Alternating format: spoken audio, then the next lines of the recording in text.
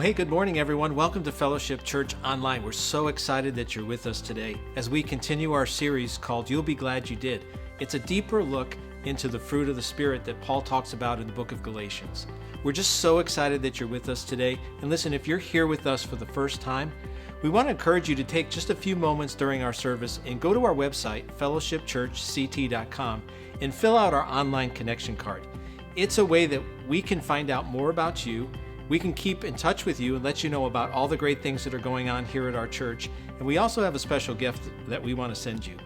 So listen, we're so glad that you're with us. We hope you enjoy the service.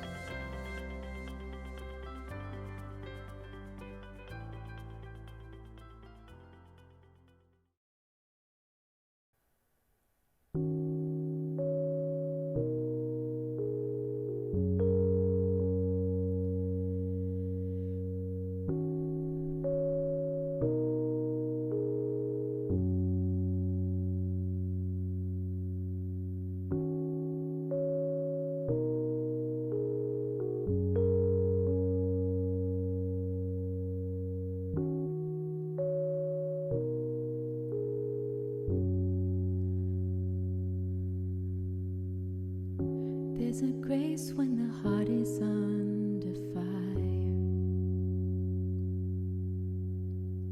another way when the walls are closing in, and when I look at the space between where I used to be in this reckoning, I know I will never be alone. There is another in the fire, standing next to me. There was another in the waters, holding back the seas. And should I ever need reminded of how I've been set free, there is a cross that bears the burden where another died for me. There was another in the fire.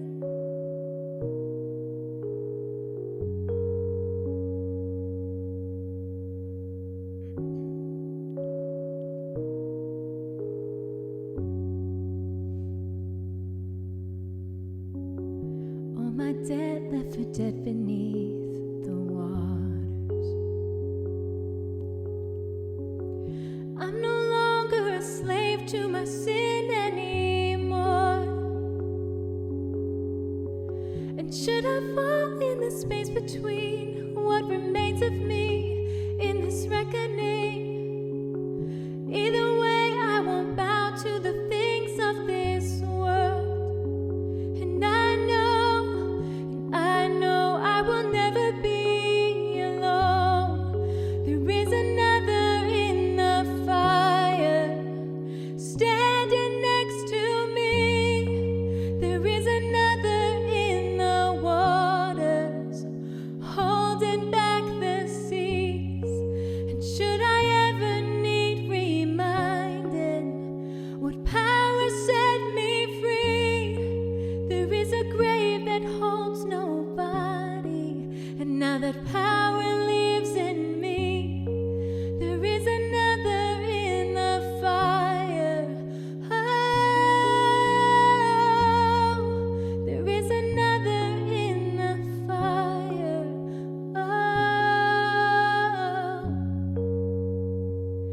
I can see the light in the darkness as the darkness bows to Him. I can hear the roar of the heavens as the space between wears thin. I can feel the ground shake beneath us as the prison walls cave in. Nothing stands between us.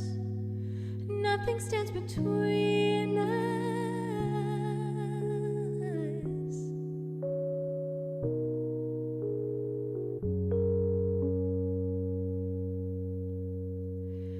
There is no other name but the name that is Jesus. He who was and still is and will be through it all. what may in the space between all the things unseen in this reckoning. I know I will never be alone. Yes, I know I will never be alone. There'll be another in the fire, standing next to me. There'll be another in the waters, holding back the seas. And should I ever need reminding how good you've been to me, I'll count the joy come every battle, 'cause I know that's where you'll be. There is another in the fire. Oh, there is another in the fire. Oh, there is another in the fire. Oh, there is another in the fire. There is another in the fire.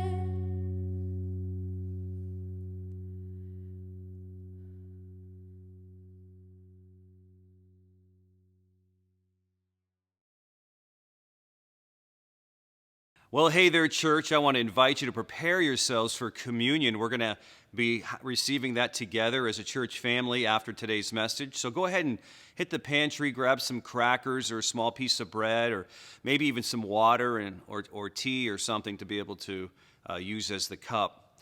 Well, last week we started a brand new series called You'll Be Glad You Did. And we talked about how love and kindness are really linked together. And these are all results of a Spirit-led life. Today, though, I want to talk to you about how joy and goodness link together as well. So in Proverbs 11:17, the Message version says this: when you're kind to others, you help yourself. And when you're cruel to others, you hurt yourself. Now, isn't that true? I mean, we've all watched The Grinch Who Stole Christmas, right? Remember when he was all about himself and he didn't really care about anybody else, how his heart, and I thought the illustrators did such a great job, his heart had shrunk. It had been so small when he was cruel, but his heart expanded really big when he loved other people, when he was good to them, right?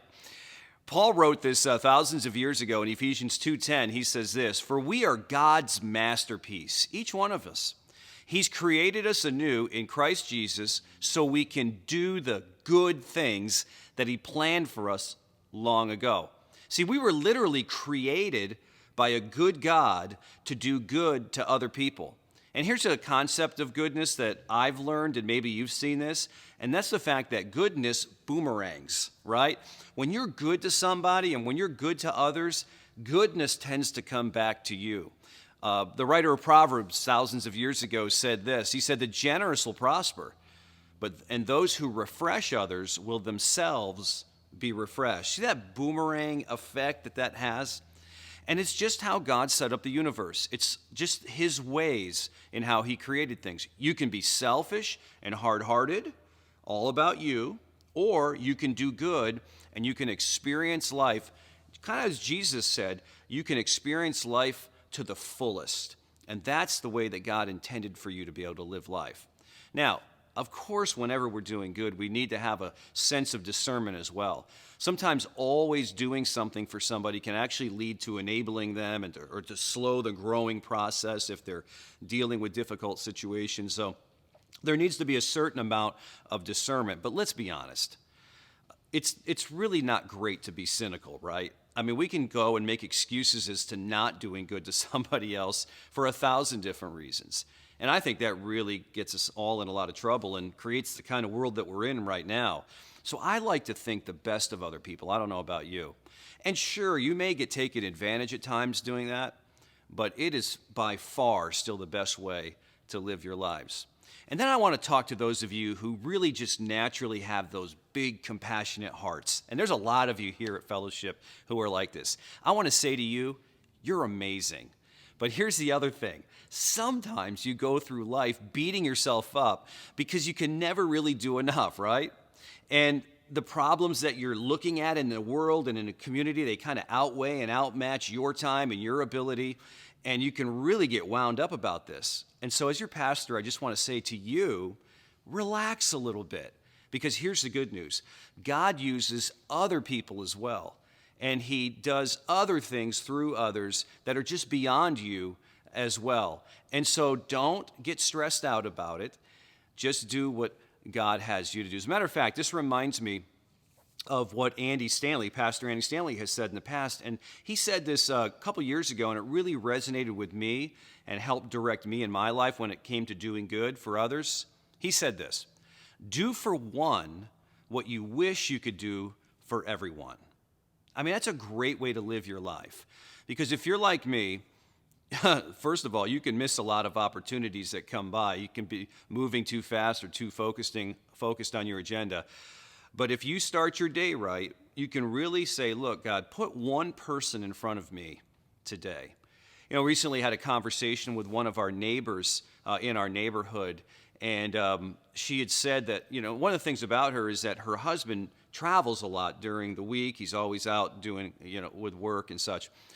And she had said to us just recently, she says, I just want you to know that having you as a neighbor and the other neighbor on the other side as a neighbor, knowing that you guys are there has made me feel safe even when my husband's not here. And I don't know about you, but for me, that just personally made me feel great, because that's what we really wanted in our neighborhood. That's what we were striving, Laura and I were striving for. We wanted a community type of concept. We wanted people looking out for each other, caring for one another. And that takes paying attention. It takes helping your neighbor when they need a little bit of help, or getting a snowblower out and cleaning off part of their driveway for them, or helping them cut some limbs off trees, or bringing cookies by, or whatever.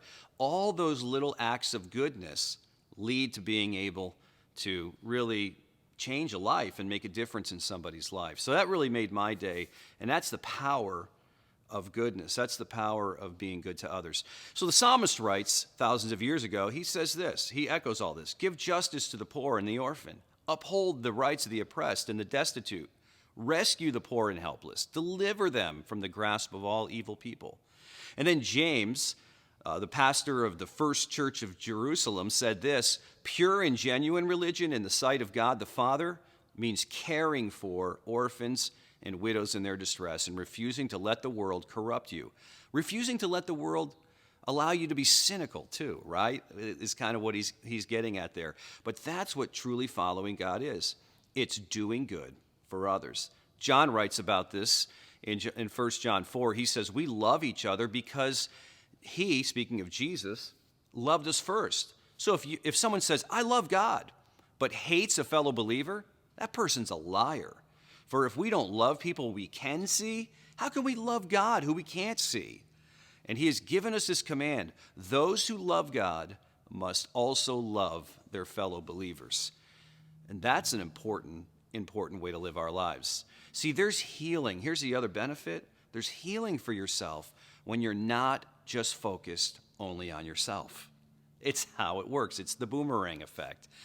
And sure, doing good for others will complicate your life sometimes. It'll add some stress once in a while. It'll make things a little messy when you say, you might even say, I wish I wouldn't have even done that. But it's all good, right? Paul writes about this in Galatians. He says, let's not get tired of doing what's good, even if it's complex or stresses us out, because at just the right time, we're going to reap a harvest of blessing if we don't give up. So what I want to talk about today, though, is how that goodness and joy are really inseparably linked. And as long as you're all about you, here's the problem: you will never be happy. And we love to be happy, don't we? Who doesn't want to be happy? We chase happiness, don't we?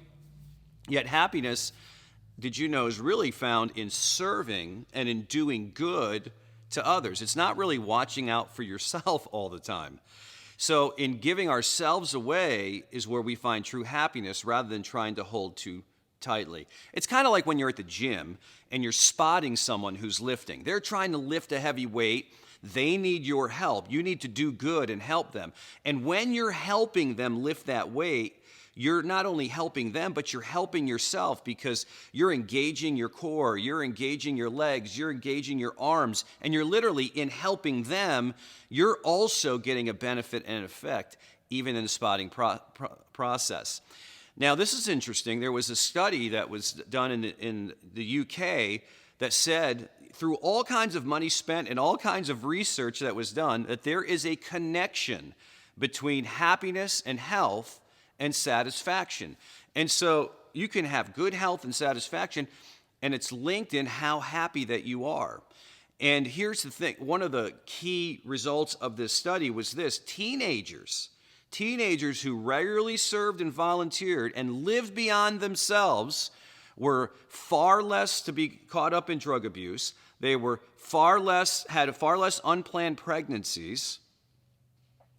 They also had higher self-esteem, and they were healthier mentally and physically. And these teenagers who volunteered carried that and all the benefits of it into their adulthood, leading to a better quality of life throughout. So here's all this research talking about the same fact that what God teaches in His Word. So a few years ago, a few of us took a trip to the country of Laos, and it was such an incredible mission experience for us. We had a great time together serving other people. And those who went would tell you that trip really did change their life. It gave them a whole different perspective toward life as they serve people day in and day out. And today, I just want to tell you that the people that went on that trip, they're some of the most giving and joyful people that I know as well, because they really invested in serving others. Do for one what you wish that you could do for all. You know, my dad is retired, and one of the things that he does is that he carries in the garbage cans for a neighbor. He brings them to the road and he brings them back to the house. His neighbor has MS, and he just did this on his own. He just saw a need, and he says, I'm going to do good, and I'm going to meet it. And so he helped that person, and in doing so, it helps him during the day as well. He feels a sense of purpose and a sense of meaning in that. So I want to ask you this question. What is it that you can do, even this week, to do good for somebody else? Maybe for you, it's to repair a neighbor's leaky faucet or fix something in their home. Maybe help them with their lawn a little bit. Everybody's getting those up and running and ready to go now. Maybe it's walking their pets. Just do them a favor and walk their pets if they're in need, or babysit for free once in a while. Or maybe you could just introduce yourself to your neighbor, maybe with a plate of cookies, and say, hey, this is for you. And one of my favorite ways of doing good, because I've been on the front end of this and I've also been on the receiving end, is pay it forward at Dunkin' Donuts. Buy somebody a cup of coffee. If you've got a middle-aged guy like me, that would make their day to have a free cup of coffee. But all the research concludes the same thing that Jesus taught, that selflessness leads to happiness. And that's counterintuitive a little bit, right? Because you're like, how does this make sense? How can emptying myself make me feel so full? It's so counterintuitive, but it's truth. It works. It's the way that God has set up the universe. It's the way that He has wired each one of us. We were created to do good works. So, who's right in front of you right now? Who's right in front of you this week? What if you noticed them? What if you said, you know what? When it's in my power to do good, I'm going to do it. I'm going to take care of people around me. I'm going to do something good for people around me. And if you do, I'm going to tell you this, you'll experience the deep joy that results from this. So, do for one what you wish you could do for everyone. Now, here's the thing about doing good. So many times we look for the perfect conditions to do good, right? And we'll make all these excuses so as not to do something. Oh, it's raining out. Oh, I'm just too busy. If it was another day, I would have done it. Oh, they're going to look at it as an intrusion on their privacy if I try to do something. But here's the thing. If you wait for perfect conditions, you'll never get anything done. And doing good in the midst of imperfection is really the point, right? Think about this.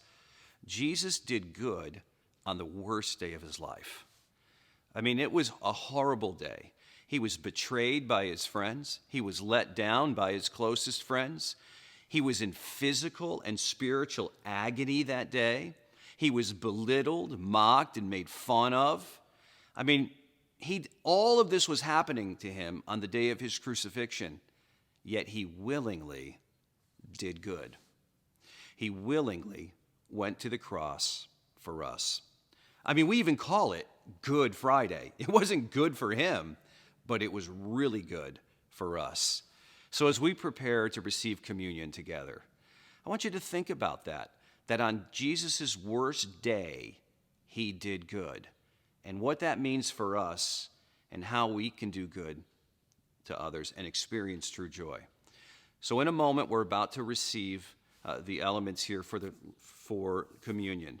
And I want to remind you that the bread represents Jesus' body and the pain and the torture that he went through, all because of our sin, all because of our stubbornness, and all because of our selfishness. But yet, with all of that, Jesus never withheld good to us. And the cup represents his blood that was shed, covering that high cost of our sins.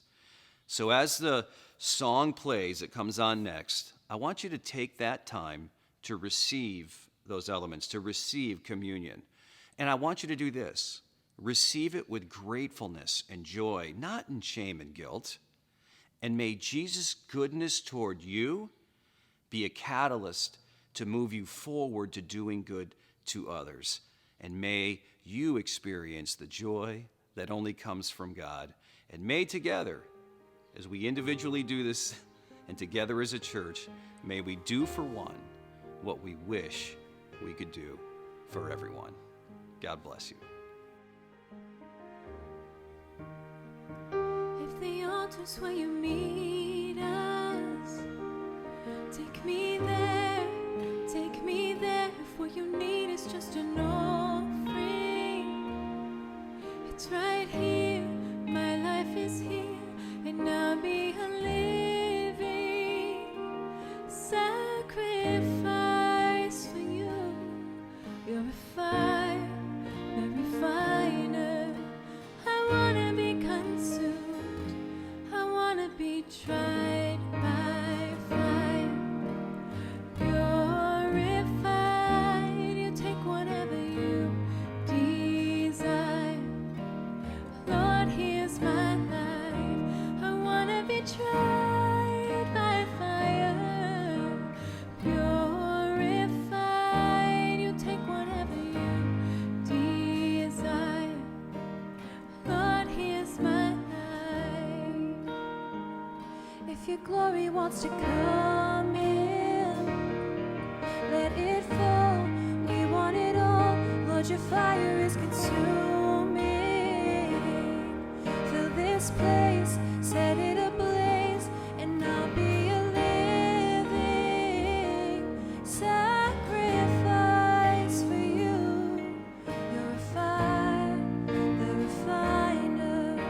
I wanna be consumed, I wanna be tried by fire. Purified, you'll take whatever you desire. Lord, here's my life, I wanna be tried by fire. Purified, you'll take whatever you desire. Lord, here's my life. Ooh.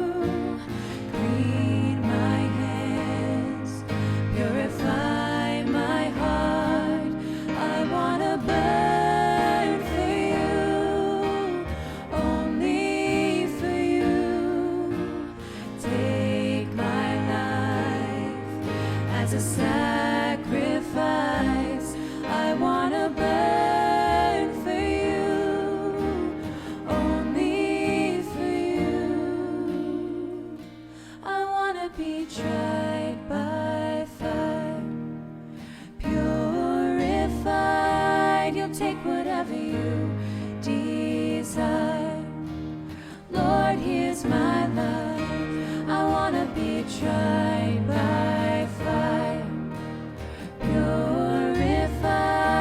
You take whatever you desire. Lord, here's my life. Clean my hands, purify my heart. I wanna burn for you, only for you. Take my life as a sacrifice. I wanna burn for you, only for you. Clean my hands, purify my heart. I wanna burn for you, only for you. Take my life as a sacrifice. I wanna burn for you, only for you. You're a fire, the refiner. I wanna be consumed. You're a fire, the refiner. I wanna be consumed. I wanna be tried by fire, purified. You take whatever you desire. Lord, here's my life. I wanna be tried by fire, purified. You take whatever you desire. Lord, here's my life.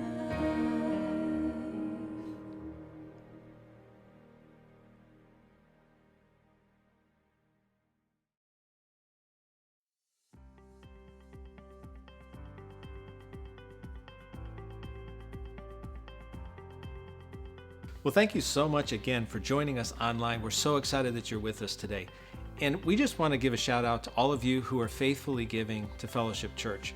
We're so grateful for your faithful giving, and we just want you to know that your giving impacts so much more than just what happens inside the four walls of these church. Your giving is impacting people's lives all around the world. And this morning, I just want to introduce you very briefly to a couple that's impacting lives in Kenya. Their names are Ali and Renee Kanerup.